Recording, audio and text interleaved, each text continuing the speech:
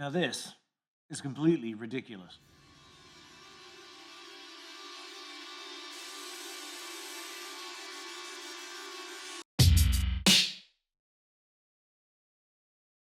My name's Taps. This is 0102 Studio, and this is a review or a gushing about the Founder 120H theater package from Paradigm. Let's get into this. This speaker package consists of the massive 120H floor standers, the equally large 90C center channel, and the 70 LCRs. When Paradigm reached out for this review, I was like, yeah, sure, I'll totally do it. Only caveat is I sold my receiver last year, so I don't really have anything to power them. So they sent along the Anthem MRX 740 to pair with the speaker package, and that's what I use exclusively throughout this review. My colleague Carlo at Home Theater Secrets did a deep dive into the 120H floor standers already. So if you fancy graphs and charts and measurements and all that good stuff, you can read his review linked to in the description below. I didn't do any of that, and you're not going to find that here. It's not really my thing. Cascade Fusion Bracing. Look, if Apple can have Dynamic Island, Paradigm can have Cascade Fusion Bracing. Essentially what it is a angled bracing structure within the cabinet of the speaker, which they've given a subtle nod to on the exterior. It looks really cool, and it's given the cabinets like a unique shape. It's like tapered upwards. The design isn't just form, it's also function. This bracing is said to deliver an acoustic performance that beats the traditional square box. To me, they're just rock solid, and they look pretty great. The cabinets are wrapped in wood, while the front fascia is a black brushed aluminum. There's an elegant furniture-like quality to them. The speakers are available in walnut, black walnut, cherry, and piano gloss black. My colleague Carlo mentioned to me that when he did his review, his sample arrived in piano black, and seemingly all the speakers he gets in are in piano black, and he just wishes he could have the walnut finish one day. My review sample arrived in walnut. For an exhaustive list of specs, Google's going to be your friend for that, but here are the important ones. The Founder 120H is a 5-driver, 3-way hybrid floor stander with a downward firing port. Frequency response is plus or minus 2 decibels from 22 Hz to 23 kHz, though they do seem like they go way deeper than 22 Hz. Sensitivity is 95 decibels. Up from the top, the highs are supplied by a 1-inch ceramic dome with an oblate spheroid waveguide. The waveguide aids in controlling the horizontal dispersion coming from that driver. A perforated phase-aligning PPA tweeter lens covers the tweeter and helps with all the frequencies from the driver to arrive to the ear at the same time. Cool, man. The mid-range is a 6-inch all-mag cone with a perforated phase-aligning PPA lens base. Oh boy. There are 3 8-inch high-excursion Carbon X unibody cones. The 3 woofers are controlled by a separate DSP-controlled 1000-watt amplifier. The 120Hs feature shock-mounted feet, which decouple the cabinet from the floor not just once, but twice for an extremely effective vibration decoupling. The 90C center channel is also kind of big. Oh my god, oh my god, oh my god. Oh my god. Oh, that was heavy. Oh. This, oh,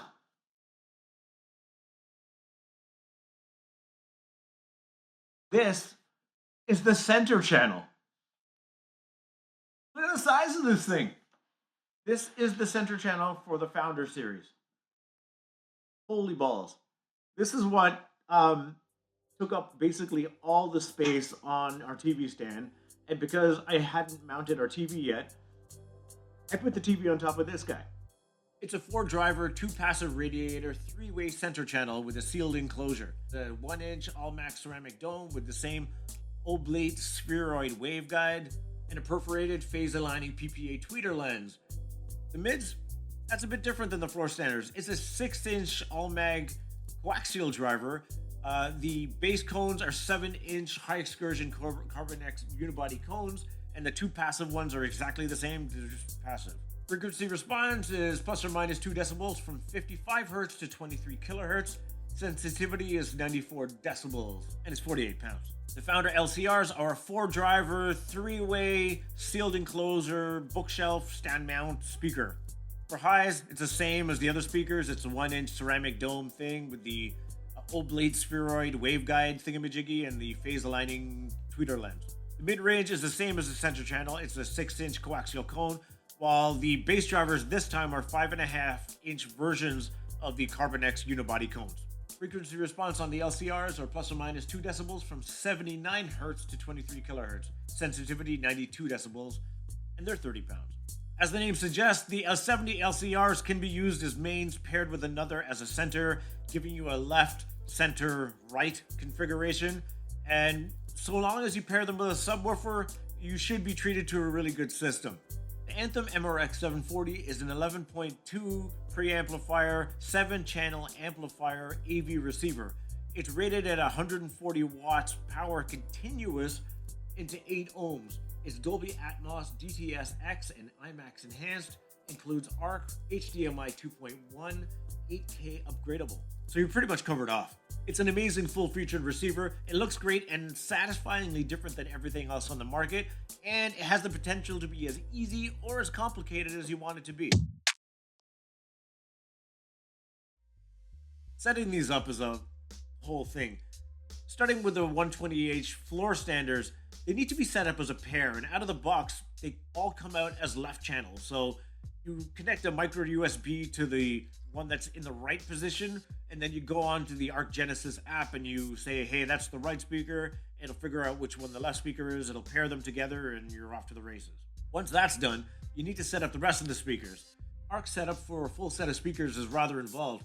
If you're not new to AV receiver setup, the Arc setup is seemingly as easy to set up as others, though novice users would benefit from having someone with some experience setting these up on your behalf. I personally set these up wrong the first time, and it wasn't until I got on the horn with Paradigm that I figured out what I did wrong. Essentially, Arc sets the cutoff points a little bit too high for a bass head like me. Specifically for the 120Hs, I ran them full range for the majority of this review. There's actually a setting in the Anthem receiver that's like a super sub setting where you can run the tower's full range and then still have a subwoofer in play for certain applications. The 120Hs dig way lower and cleaner than my tiny B&W 610, so I left it off most of the time. Oh my goodness, this is the best system I've ever heard. These aren't bright speakers, but boy are they clean. They do a great job of sort of treading on the line of precision without sounding clinical in any way. Compared to the more budget-tiered speakers that I have in my home, the level of clarity and imaging is incredible. Center imaging was spot on, but the off-axis listening was good too. Every song was like a remastered version of the original, if that makes any sense. There's just way more detail, and I can hear the stops and starts of notes and drums and kicks and snares more than I ever have with any other speaker. The mids, without looking at any charts or graphs, were slightly on the warmer side of neutral. What I quickly became aware of is I loved hearing vocal tracks through the 120Hs. My wife loves Lana Del Rey, and that track, Young and Beautiful, deserves to be heard at like unruly volumes. With my wife sitting on the optimum position on the couch and me standing like 7 feet back off axis, the sound still filled the room. Given the sheer size of these speakers, and with enough amplification, you could fill a decent sized room. If anything, I'd say that the 120Hs err on the warmer side of neutral, just slightly. They're just really clean overall. Also, as the volume increases, it just increases. There's no sense of distortion at all to my ears. This is the best bass I've heard on a speaker ever. It's about as full range of a speaker as I can think of. Paradigm does state that the speaker goes down to about 22 hertz, but it feels like it goes deeper in my room. And when you do push things loud and the bass does go deep, the bass still stays taut, it still stays powerful, it doesn't get floated or flubby or any of those things. It's just really, really good bass. And it's the sort of bass that my lowly 610 subwoofer just can't match, which is why I turned it off for music in general. I left it on for movies because a separate channel of sound does go to the point one, but for music, when I read that there was three 8-inch drivers powered by 1,000-watt amplifier, I couldn't wait to chuck some bass music at these speakers. And fortunately, I'm a drum and bass guy, so it's no challenge for me at all. This is as close to like a club experience I've had at the home, where you turn this up really loud and you get that big, spacious, room-filling sound, but you don't get any of the distortion. You get all the thump and the slam from the bass, but nothing sounds bad at all, and my ears are never ringing. You just get all the detail, all the power, all the clarity, and nothing bad. Admittedly, I also turned up the bass by 2 decibels because I like a bit of bloat. Here are some highlights. Strontium Jazz by Future Forces, remixed by Dillinger. This is a bit of a classic, and it just crushes on the 120Hs. And dude, when this drops, oh, it's so good. Killing Floor by Vexed. It's a bit of an early dubstep classic. The kicks on this are amazing, and when this is turned up, the sense of space in the track is incredible. And of course, Double Blind from Ivy Lab. What a tune. I played this for everyone that came by to listen to these speakers. It's like a festival at home, and when you turn this up really loud, there's a lot going on, and the 120Hs never falter. So good. You'd be right to wonder, like, with all of this powerful bass, does it get in the way of the rest of the soundstage? And no, it doesn't. Like, I'm talking about the bass here because it's incredible, but since it's so precise and so taut and accurate that it doesn't, like, overpower the mix at all. The soundstage remains intact. It's just that, like, everything, the highs, the mids, and the bass, all are just essentially laid bare for you to enjoy. Like, it's an incredible experience and a really, really good sound coming out of these speakers. I fell madly in love with the bass prowess of the 120H floor standards, but it brought to light sort of the deficiency in my system. The Bowers & Wilkins 610 subwoofer, it's a good subwoofer, but it's a good subwoofer for smaller speakers. But pair it with something like these, it feels like there's something missing within. Like, you'd want a subwoofer that's befitting of the system, preferably something 12 inches or bigger with a decent amount of amplification, and most likely 2. You'd probably want 2 subwoofers. Overall, everything sounds like a big cinema experience, starting off with something like fairly innocuous, Moneyball. Vocals are like 80% of a lot of movies, and with a movie like Moneyball, while you wouldn't think that it's like a movie that you put on to test speakers, it's actually a movie I put on to make my kids fall asleep because it's so boring for kids. A lot of the dialogue takes place in like large hallways or stadiums. The center channel does a good job of giving you really good, clear, deep dialogue, while the rest of the speakers behind you give you that sense of space and openness, and really pull you into the movie.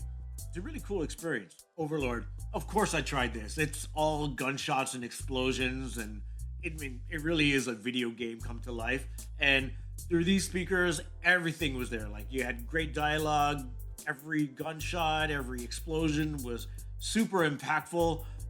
Again, the only deficiency was my sub, where it just kind of felt like it struggled to keep up with the rest of the speakers. But with the towers set to full range, I felt like I didn't really miss too much. Gravity. This whole movie sounded amazing. The Founder series did a really good job of like steering all the effects, and like when the dialogue whips from speaker to speaker, you're able to really follow the dialogue and the person and get a pseudo sense of where they are in the scene. And like, given the size of like the rear speakers, they did a really good job with kind of separating the effects and making you feel like things are crashing around you. This is a high-end movie watching experience, and if you ever have the opportunity, I encourage you to give this system a try. You won't be disappointed.